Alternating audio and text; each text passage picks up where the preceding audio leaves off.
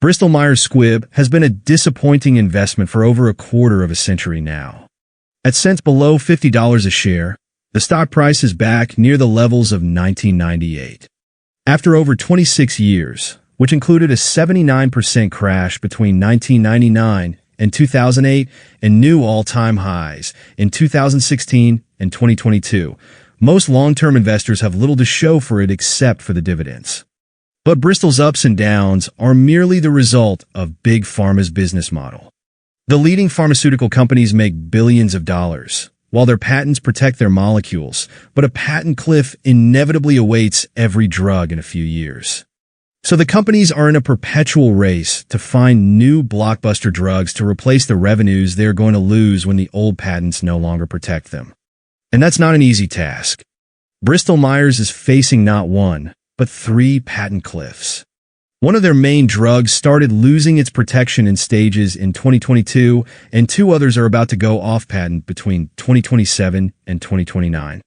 This explains investors' rush to sell the stock in recent years. There is light at the end of the tunnel, though. The company's new drugs are growing market share fast, and management expects them to replace the revenues from the old ones, and then some. So it is probably no coincidence that the stock seems ready to finally turn bullish as well.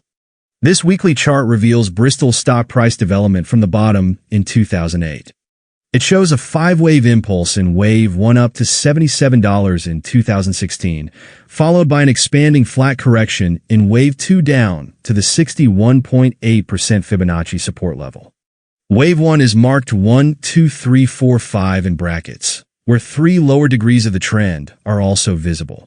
Wave 2 is labeled ABC in brackets, whose waves A and B are both simple zigzags with an ending diagonal in Wave C, while Wave C in brackets is, of course, impulsive.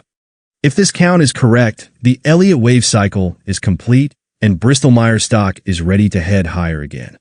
In the long term, it could be expected to reach a new all-time high and possibly exceed the $100 mark. In addition to the company's improving fundamentals and low valuation, this chart gives us another reason to keep holding the stock in our portfolio.